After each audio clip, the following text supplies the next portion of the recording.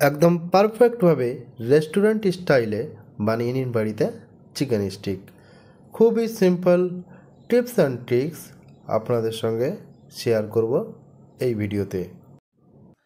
By the way, আমি মাসুম, আপনাদেরকে জানাই ফুডমেডে স্বাগত। তো চলুন আর বেশি কথা না বাড়িয়ে শুরু করা যাক আজকের টপিক। আমি নিয়ে নিয়েছি 250 গ্রাম বোনলেস চিকেন।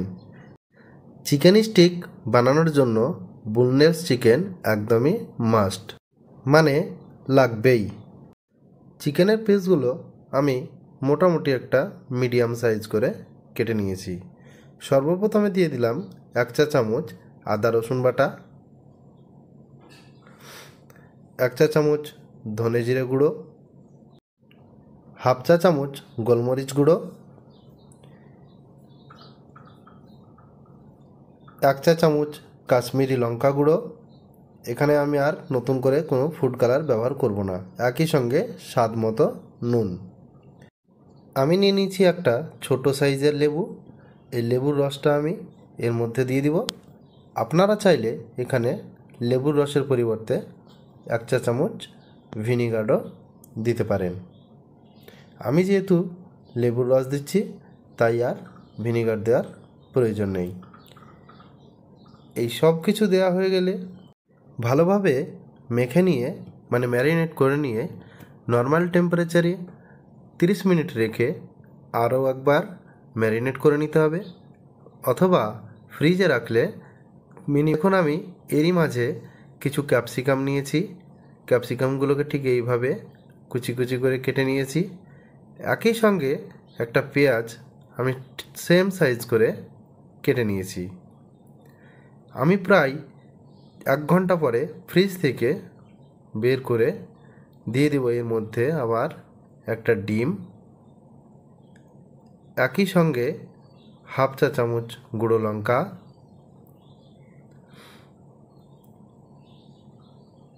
2 চা চামচ কর্নফ্লাওয়ার ও 1 চা চামচ ময়দা। এই সব কিছু উপকরণ দিয়ে আবারও একবার ভালো করে মেখে নিতে হবে।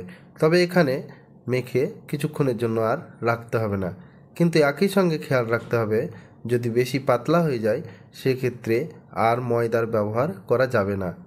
আপনারা চাইলে এখানে কর্নফ্লাওয়ার 1 চা চামচ মতো দিয়ে দিতে পারেন। আমি নিয়ে নিয়েছি স্টিকগুলোকে ফার্স্টে ঠিক এইভাবে এক পিস আমি ক্যাপসিকাম দিয়ে দিলাম। এইবারে দিয়ে দেব পেঁয়াজ, তারপরে দেব চিকেন। ভিডিওতে দেখানো টিপস অ্যান্ড ট্রিক্সগুলো ভালো লেগে থাকলে অতি অবশ্যই চ্যানেলটিকে সাবস্ক্রাইব ও লাইক করতে ভুলবেন না। আর এই রকমই নিত্য নতুন সর্বপ্রথম ভিডিও পেতে পাশে থাকা বেল আইকনটিকে প্রেস করে দিন। ঠিক এইভাবে কাঠিটার মধ্যে সাজিয়ে নিতে হবে। একইভাবে বাকি যে কাঠিগুলো আছে সেইগুলোকেও সাজিয়ে নেব।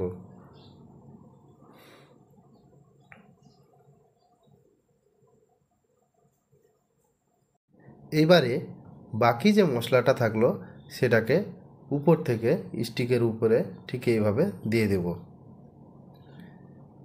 আমি নিয়ে নিয়েছি কড়াই তেলটা প্রায় গরম হয়ে এসছে। এইবারে দিয়ে দিলাম স্টিকগুলো। এই সময় চুলার আঁচটা বা গ্যাসের ফ্লেমটা লো টু মিডিয়ামে রাখার চেষ্টা করবেন, কারণ বেশি হাই ফ্লেমে রাখলে উপর থেকে চিকেনটা পুড়ে যাবে কিন্তু ভিতর থেকে সেদ্ধ হবে না। মাঝে মধ্যে এইভাবে নেড়ে চেড়ে দিলেই রেডি চিকেন স্টিক। একই প্রসেসে বাকি যে স্টিকগুলো আছে সেগুলোকে ভেজে নেব। এইবারে আমি দেখুন প্লেটের মধ্যে নিয়ে নিয়েছি স্টিকগুলো, তবে একই সঙ্গে আমি দিয়ে দিয়েছিলাম উপর থেকে চাট মশলা, যেটা স্কিপ হয়ে গেছে, তার জন্য দুঃখিত। একই সঙ্গে নিয়ে নিয়েছি চিলি সস, শসা, পেঁয়াজ ও টমেটো সস। এই সব কিছু দিয়ে একবার বাড়িতে ট্রাই করুন, আশা করি ভালো লাগবে। আজকে এই পর্যন্তই, আবার দেখা হবে নেক্সট টপিকে।